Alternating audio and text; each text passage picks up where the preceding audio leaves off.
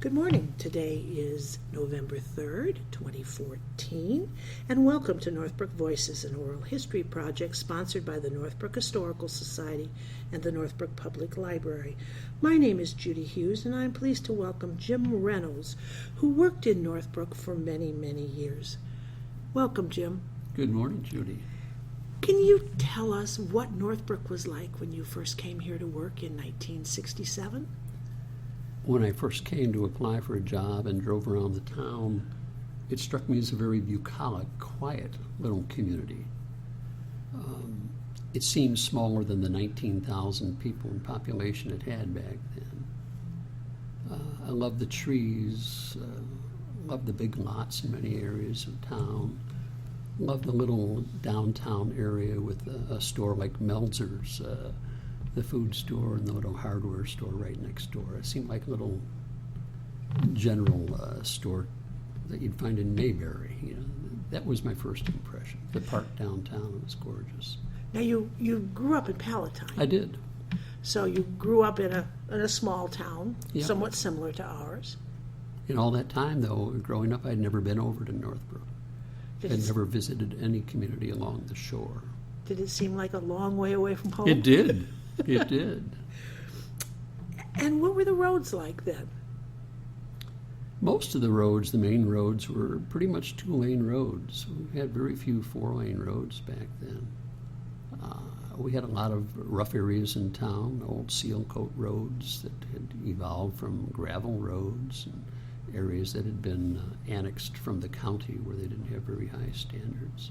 It was a different feel. And what did you come to Northbrook to do? To get a job. I had quit college, and I'd been floating in and out of different construction jobs, and I happened to see an ad in the Daily Enterprise, or Daily Herald out in the Palatine area. For whatever reason, Northbrook had placed an ad. They had never placed an ad for help wanted in Public Works before. And I happened to see it the day they did. I came in, met Ralph Pfeiffer, who was the director then. He interviewed me. He said, "I think you're too scrawny to work here, but I'm going to give you a try." And I may have been scrawny, but I was really in good shape. All I did was concrete work at the time. So it was very supple, about the same weight as today, but just a portion differently. And where was the Public Works facility at that time? Right behind the old Village Hall, right here in Cedar, 1227 Cedar. Can you describe the old Village Hall at all? It looked like a 1950s era grammar school. You know, it was typical of construction of the 50s. It was very small. Everybody was there. Police department, the manager's office, building, public works, development, such as it was back in those days. Everybody was right here.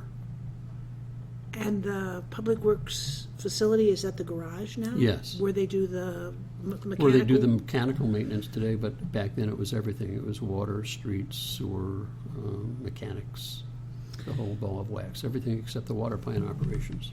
So when you came in 1967, that was 4 years after the water plant had opened? Yes, yes. Back in that era, the water plant supervisor actually worked for Bob Weidaw, who was the village manager back then. They were not a direct part of Public Works. That came some years later. And what kind of a job were you assigned to when you first came? When I first came, I was assigned to the street crew for a very short period of time. And then I was assigned to water and sewer crew for a very short period of time.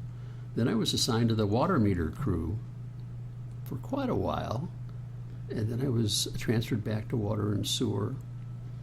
And it wasn't too long before I started working in the office.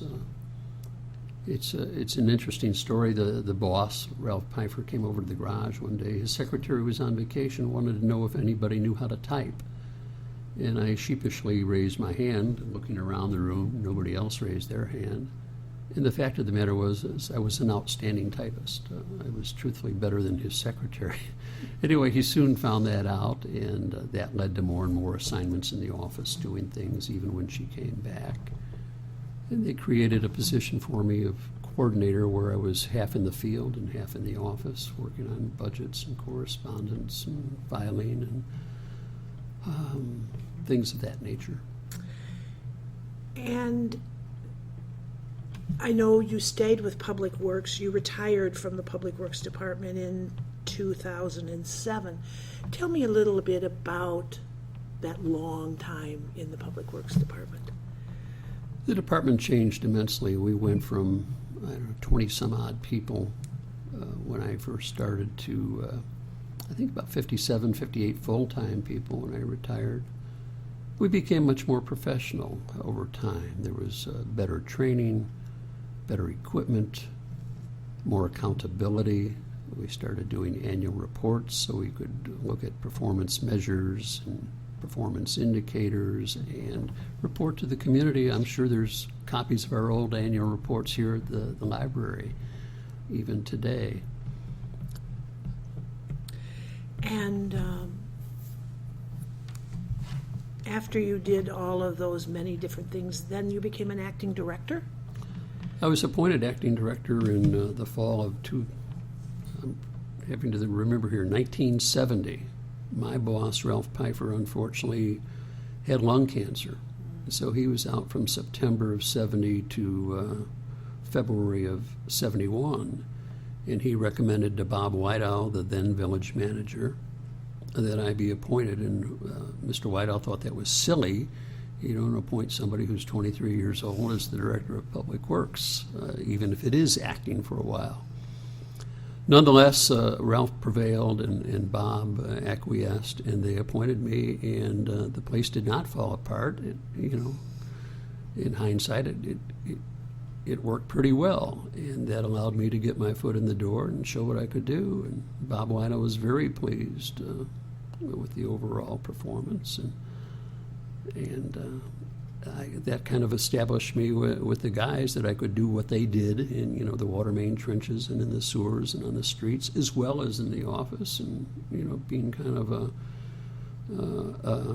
a working coach leader.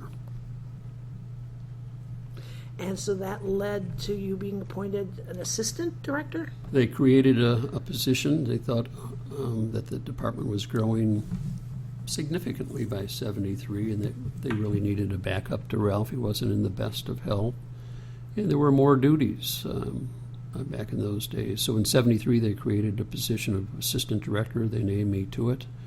By that time, I was strictly in the office. I was no longer doing field work except in emergencies, where I'd still go out and plow snow or help on a water main break if they needed it. And I remained there until Ralph's death in 1977. He died in October, and I was appointed the next month as Director of Public Works. And that's a position you held until the end of May in 2000. Till I retired 30 years later. Incredible. It would never be replicated today. Just a series of circumstances and strong people in Ralph and Bob Weidaw who had faith in somebody doing the job. And while your Public Works Department was growing, there were great changes happening in our village with the number of population. Significant annexations. The community was really, even early on, starting to change the character. The demographics were changing. By the time I left, it was going through a gentrification phase. And people were very service-oriented. They come to Northbrook for great schools and great parks and great public works services. When they ring you up on the phone, they don't want to debate it. They don't want to talk about it. They don't want to have excuses. They'd like service. And our goal was to try to serve them as best we could within the standards and the policies and practices that had been established by the board. Do you remember by chance how many miles of streets we have in town? Yes, vaguely. When I left, we had about 117 center lane miles of streets. May have been 119, but if you look at lane miles, it became 250 to 300. A lane mile being if you're on a 4-lane street, you go a mile, well, that's 4 miles. and each street is more than just a one-way avenue. So, Well, take me through what it would be like. Hello, I live at the corner of Finkston and whatever. Lincoln and Meadow. Lincoln and Meadow. And the water's coming up out of the street. What happens? Well, we respond. We have people on call who are available 24 hours a day. We need to make a quick assessment. Is this a water main break? Is it a water service leak? Is it a sewer problem? Has there been an accident? A fire hydrant's been hit?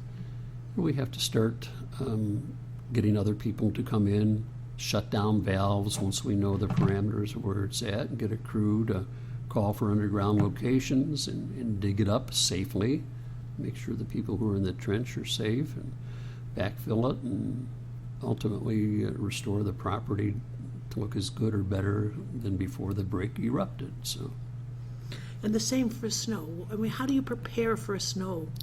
we were very proud of our snow and ice control efforts. We'd publish a little pamphlet each year that gave everybody their assignment. It outlined all our practices and safety issues and how much salt to use per lane mile. And it laid out how many lane miles were in a given area for plowing or salting. So there was a lot of training involved. We'd send people out in the fall to go over their route when it was dry and sunny to look for problems, obstacles with the mailboxes or trees or manhole covers that maybe had raised. Anything that could be a possible impediment that you can't see when you're out snow plowing. So we did a good job. We had a great reputation of doing a good job, a timely job.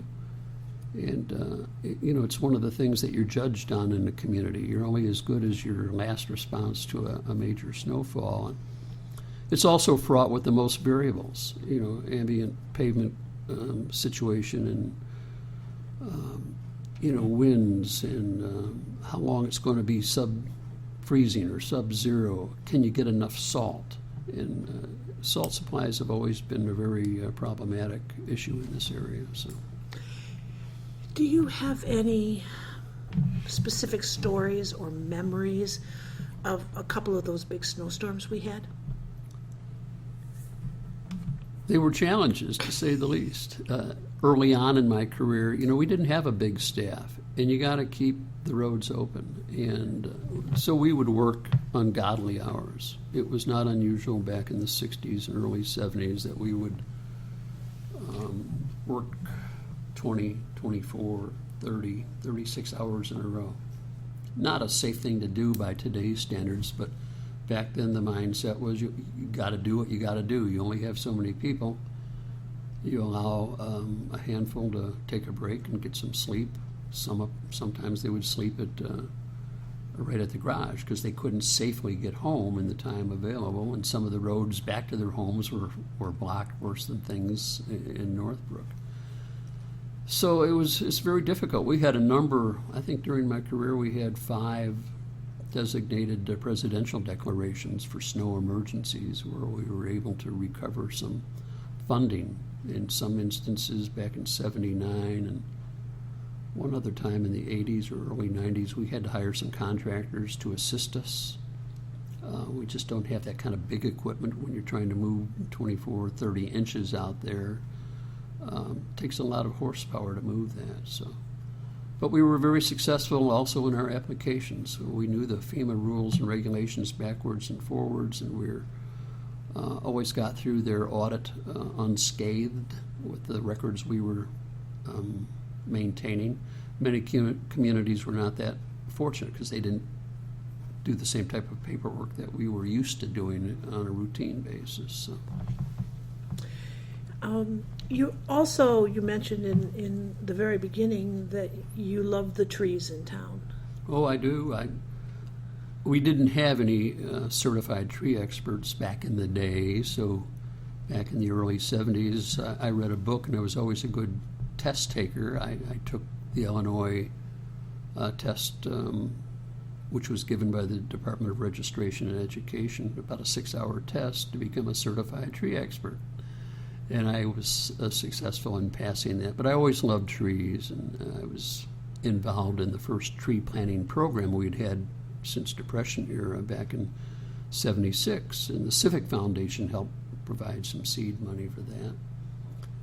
Later on, we came up with one of the first tree preservation ordinances, trying to preserve those treasures that are still remaining out there in our community that haven't been decimated by disease, and especially some of the big old oaks and hickories and big elms and things of that nature. So we were very proud of that.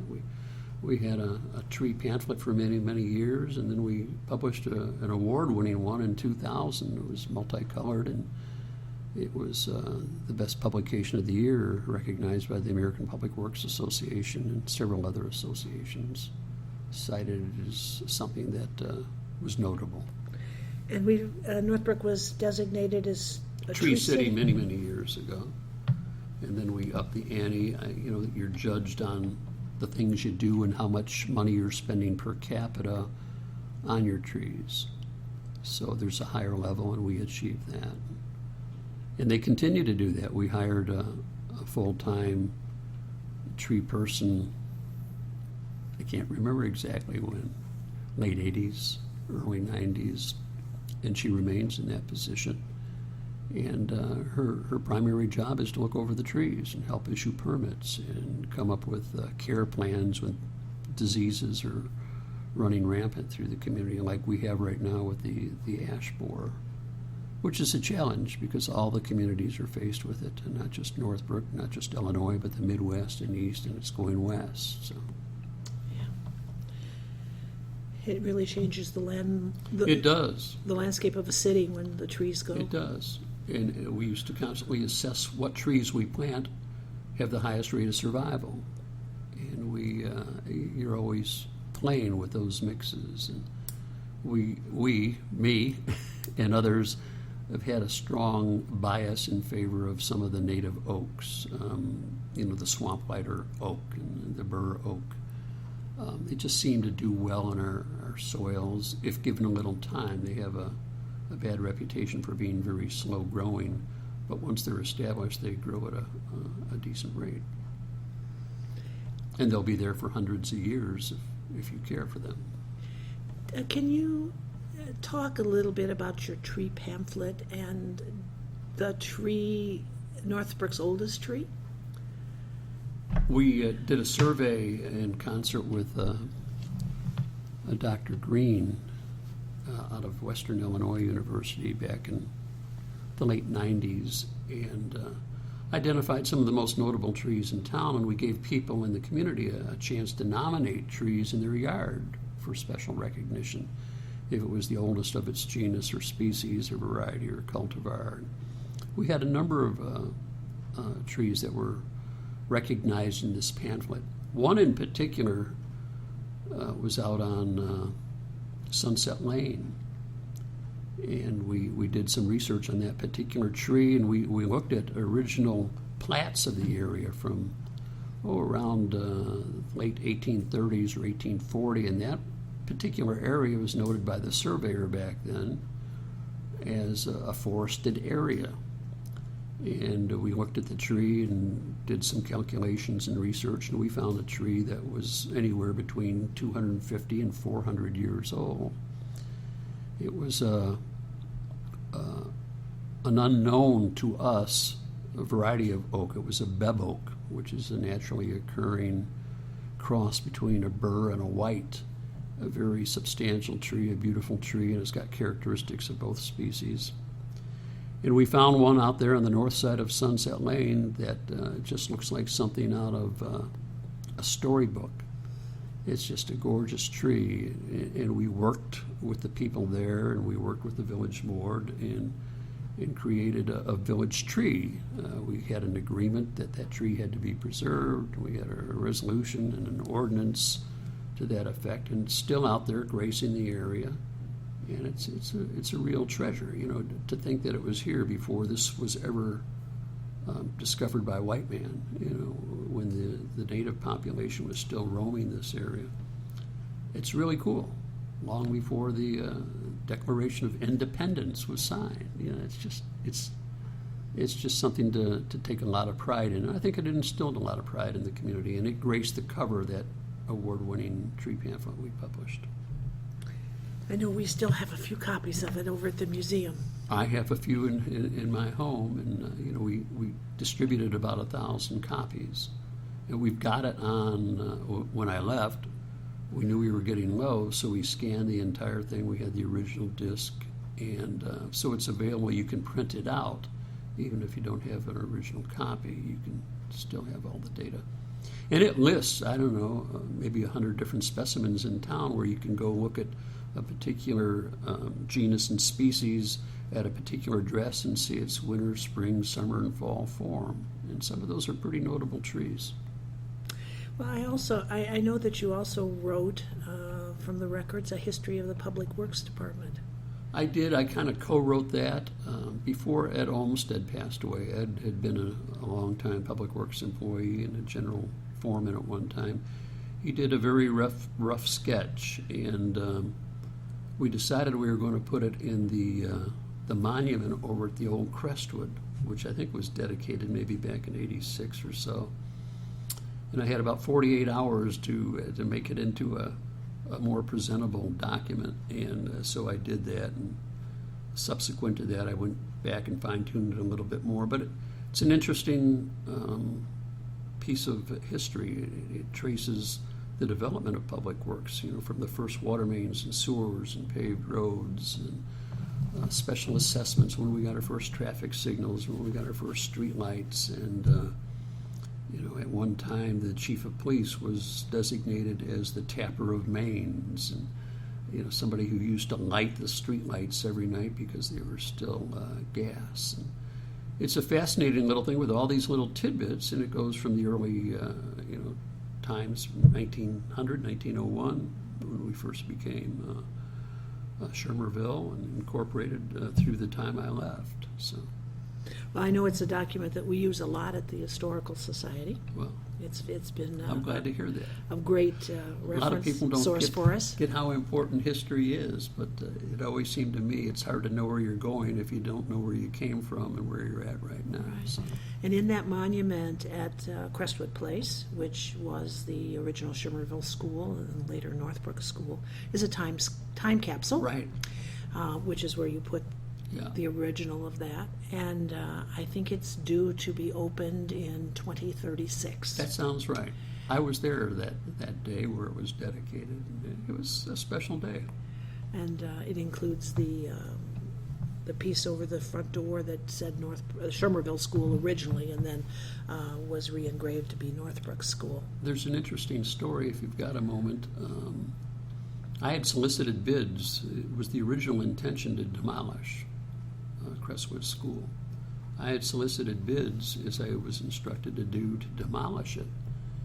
And we were one day away from awarding the contract. It was on the board's agenda one evening. I think the company was Robinette Construction. This is back in the early 80s. And they decided to postpone it. They wanted to look further at the possibility of some senior housing over there, and they elected to go ahead with that, much to their credit and to the benefit of the community. So another story was John Hughes came to town. He was with National Lampoons at the time, and they were scoping out possible locations for their historic movie, which became Breakfast Club. And I gave him a tour with a couple other people, and they were thinking of using it, but by then the interior had pretty much been trashed, and so we elected to go over to Des Plaines or wherever, to one of the main high schools. But we were almost in that movie with that school, but he did look at our water tower and did a couple other shots here in Northbrook. But Crestwood was saved. Yeah, and John Hughes grew up here in town, so Yep. Do you remember when, and you mentioned the water tower, when he saved Ferris was on the water Sure. tower? Yeah. It was an expensive deal. They do that graphically today, but it cost him about $17,000, or Paramount Pictures at the time, to go ahead and paint that up there and to contribute towards our repainting, which was scheduled within the next year or so anyway of the tower. But they would never spend that kind of money today. Somebody with a couple of keystrokes would take care of that graphic. We've been asked on more than one occasion why the village didn't keep it up there. Can you, I know that you worked with Northbrook Civic for Yes. many years. Tell us a little bit about Northbrook Days and your role at Northbrook Days. I was asked to join the entertainment committee of Northbrook Days. Northbrook Days is a very historic undertaking by the Northbrook Civic Foundation. It started about 90 years ago. Anyway, I was asked to join the committee with Peter Amarantos and John Quinn, Aaron Thunholm, a couple others in and out through the years, to be on the committee that would select the entertainment. So we would review CDs and go to see bands and decide, well, that's the type of entertainment we'd like to have in Northbrook. We'd work with a third party to hire some of them, some we'd hire directly. So we hired a lot of bands in that 10 years, and I was fortunate to be the MC for most of those 14 years, unless I was out of town. So it was a lot of fun, a lot of effort. So many people at Civic put in so much effort in making that a successful event every year with the taste, with the carnival, with the entertainment, with the bocce ball and bingo and all the things that it's all done with volunteers, which is just amazing. It's always been one of Northbrook's strong points is the high level of volunteerism. Probably 80% of the people don't volunteer, but those who do it again and again and again. So it's a solid core, and you always hope to grow that. Well, what made you qualified to choose bands? Well, I'm a child of the '60s. I love rock and roll, and truthfully, I won a contest on John Landecker's program years ago. He was an oldies guy in the morning on WJMK. He wanted people to write a tune to an oldies hit about his morning show. And he selected my tune as the winner, and I recorded with his band, and we raised a lot of money for Lamb's Farm. But I performed live with the Buckinghams and his band out at Navy Pier in front of 2,250 people. And that was scary because I was sure I was going to forget my own lyrics singing the song. So that kind of kicked it off. But I knew a lot of band people and liked music, and I figured I'm kind of an everyman. If I like the music, other people like the music. And you are friends with many of the people. I've met many people through the years. I still go to a lot of concerts and plays out in Arizona these days. But. And then comes the internet and a little thing called SoundCloud. Yeah. Was a hoot. We live out in Arizona today where we do a lot of things. We're involved as CASAs, and I'm a board member at a Boyce Thompson Arboretum. But to kill some time, I decided I was going to post a song or two. I started with my retirement song. I posted it on Facebook, and it got a few plays. Once I understood how it all worked, I said, that's a good idea. I think I'll record a couple more songs. Well, I kept on recording, and then I found a software outfit by the name of SoundCloud, and they've got tens of millions of customers worldwide. And I found I could post songs on there.